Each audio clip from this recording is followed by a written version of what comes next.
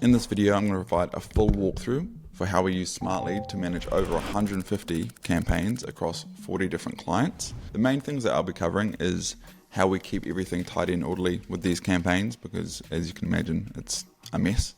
How we do our inbox management and how we look at our analytics to make sure that we're maintaining volume across all of our accounts.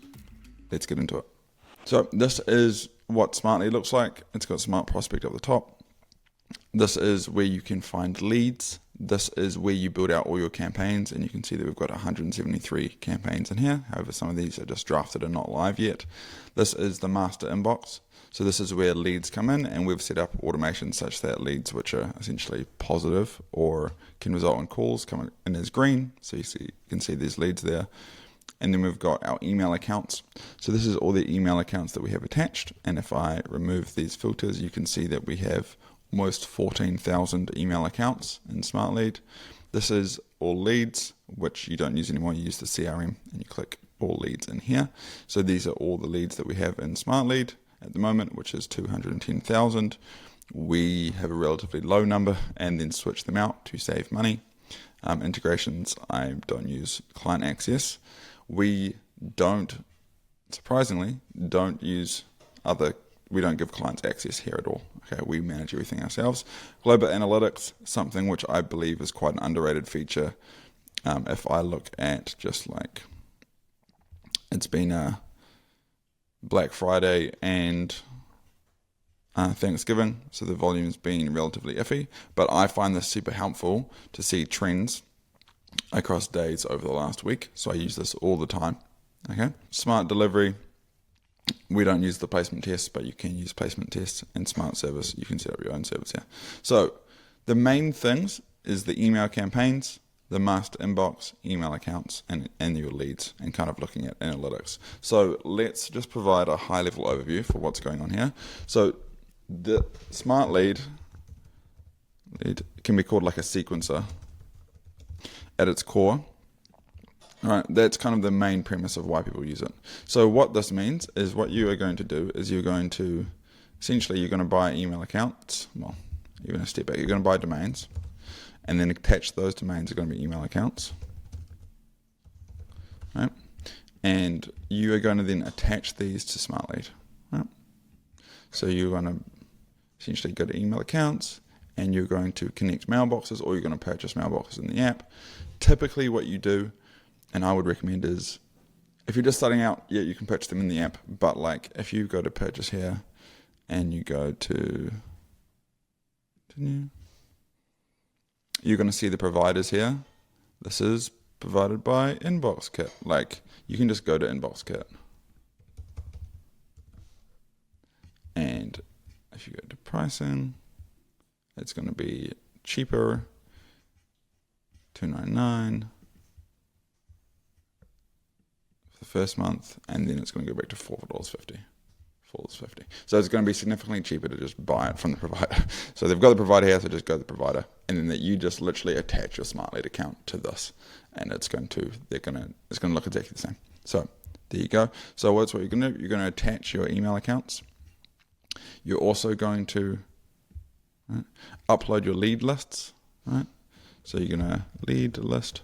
So you're going to scrape lead lists, and I will have videos on how to scrape lead lists. I've got plenty of videos on this on screen now somewhere.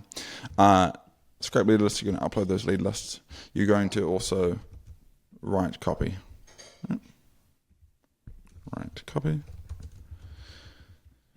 Right. You're going to set up your settings on how you do this. What we're also going to do is you're going to warm email accounts. Right. So Smartlead has a warming pool, which I recommend using. I'm not too fussy over the warming pools. I think that they've got a big, nice, diversified warming pool. That's just my opinion. So just to again show you this, you're going to come in here. You're going to create a campaign. Let's just say there's this campaign here. You're going to create a campaign. I'll talk to you about how we do our naming. You can import leads into that campaign, right? You're going to write out your sequences. These haven't been written yet, right? These are just our templates that we start with.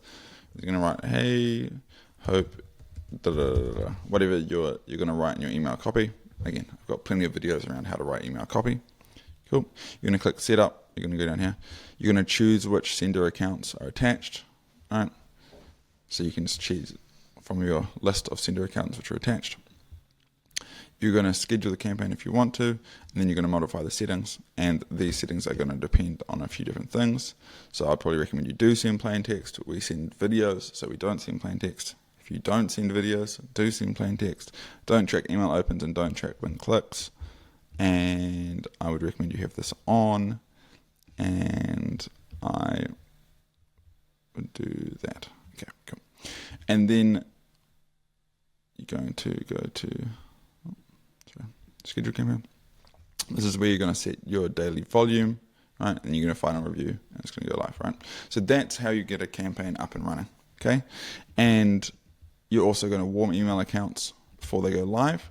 So if you have a look here, I'm going to show you something.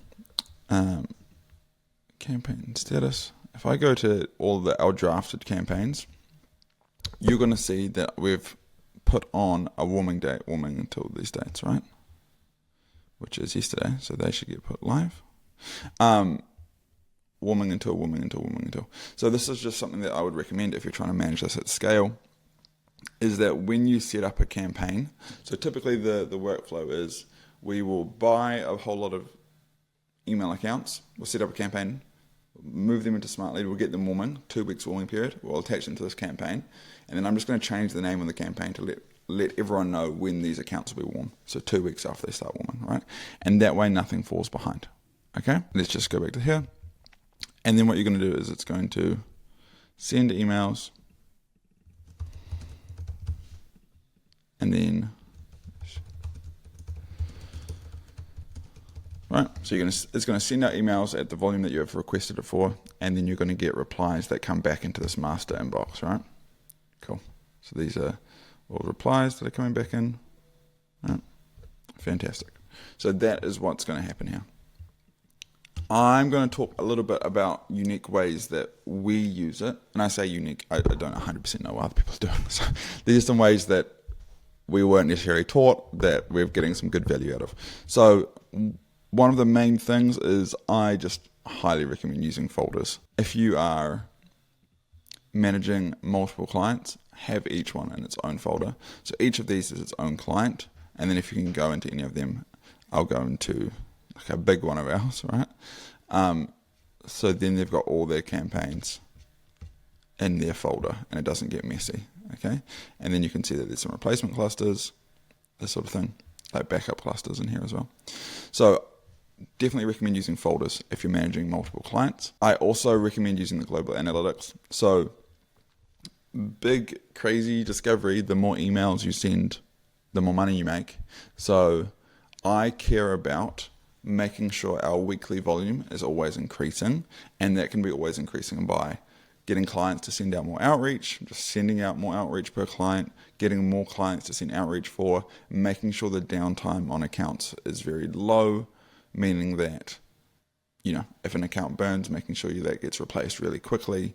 All these factors to just add up to making sure that we send a good amount of emails every X amount of days, right? So I always want this number to be going up because this is, from what I've seen, directly tied to our monthly revenue, right? So if we can send 1 million emails a day, I guarantee we'll be making significantly more money than we're making now. Okay, so I always want that to go up, and so I just look at it from a high level at the global analytics, and I find that really helpful. I'll talk a little bit about campaign naming conventions. So again, we tend to do it this way, where you'll see that we've got a few things going on here. We've got the name of the client, where we got the inbox from, Hypertide, the name of the cluster, just the name of the campaign, the industry we're going after, and the angle. So Tessellation Marketing is the client. We got the inboxes from Hypertide. This is the 4th cluster or campaign that we've set up for them. Tree trimming is who we're going after, and we're using the outcome-based angle. Hey, we help tree trimming companies get this outcome. That's what's happening here, okay?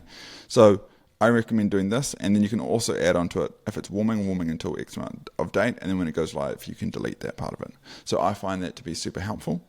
Also, What I also find to be helpful is you can check completed campaigns here. So we want this number to be as low as possible, because essentially this is the campaigns that have run out of leads, right? And so we've got 3 campaigns here which have run out of leads, which means they're not sending, which means we're not making money. Okay, so I like to filter these by completed, and I essentially just tell my team, like, hey, at the end of each day, look at the we've got a full-time person who's scraping lead lists. So her job essentially is looking at these completed and make sure they're low, and then we've got another automation that sends her a notification if there's like less than 100 leads in the campaign. But we look at this, and these are like the red flag must be solved. Okay. Just another thing to note. Yeah, we don't buy in-app. We actually don't do anything in-app at the moment. I am looking at Smart Prospect because it is stupidly cheap. I've had a call with the Smartlead team because I don't understand how cheap it is. So keep your eyes on Smart Prospect because that might be the way to go. But we don't buy any of our inboxes or anything in-app. Okay, so how we manage the inbox. This is going to seem like kind of crazy, but we have an inbox manager which works full-time US hours because majority of our clients are in the US, and for the ones that are like not in the US, like we have maybe 2 clients in Australia, it works out fine anyway. And we have an automation that goes through NAN which categorizes this. It's like interested, no direct number provided, interested, connect with another, interested, no direct number provided. So let's just have a look at this one. Happy chat and brainstorm, other unique situation, schedule below. Right. So it's not accurate because they have provided a number to call them on, or they can use this as well to book. So fantastic, there's a positive reply. So we've got these that get categorized, but we have a human that checks them and does what needs to be done with them. Either books them in for a call, or if the client's doing the lead nurturing, sends them to the client and notifies them. Okay. So we still do things the old fashioned way. There, you can obviously buy lead nurturing AI tools. We haven't found any of them to work as well as a human, and if it gets it wrong 1% of the time, for us that's too much, because if we get like a couple hundred replies a day, we can't have multiple errors a day. So we still do it manually. And what it also allows us to do is, if we have a client that wants us to add it to their CRM and they have certain things that need to be added, it's very easy to do because we can just tell the person who manages the inbox, hey, when you forward them the lead or when you book the call, I need you to add it to the CRM as well. So we can manually do a lot more things and have a lot more flexibility, which at the scale that we're at, which is 40 clients, seems to work well. Would it work well at like 20 clients? Well, maybe not, or 10 clients, maybe not, because I don't know if you need a full-time person, so that'd be a bit different. And at 100 clients, I don't know how it would work either. So we're kind of in the sweet spot where it seems to be working well, but there may be better ways to do this 100%. So we don't use the client access, right? We don't give clients any access to this, which is because they're paying us to solve the problem. We'll solve the problem. We offer fully done for you services. We do offer done for you services in like a pay and results or even a rev share format, but like the client doesn't need access to any of these things. Like they don't know what a good reply rate is. They don't know what a good anything is realistically. So the disadvantages here is that adding leads to a block list is a global block list. So it blocks for all of our clients instead of just one. So that's a definite disadvantage. Then there is a bit of mess when it comes to like sharing leads with a client. Like you need to send it to them. They need to get it in the email address, in the email inbox, change who they're emailing so it looks like it's in one thread. So there's a bit of mess there. So those are the cons. The pros are it's cheaper because we don't have to pay for it. We've just got like one account. All right. So that's why we do it that way. So hopefully that provided some insight for how we use Smartlead.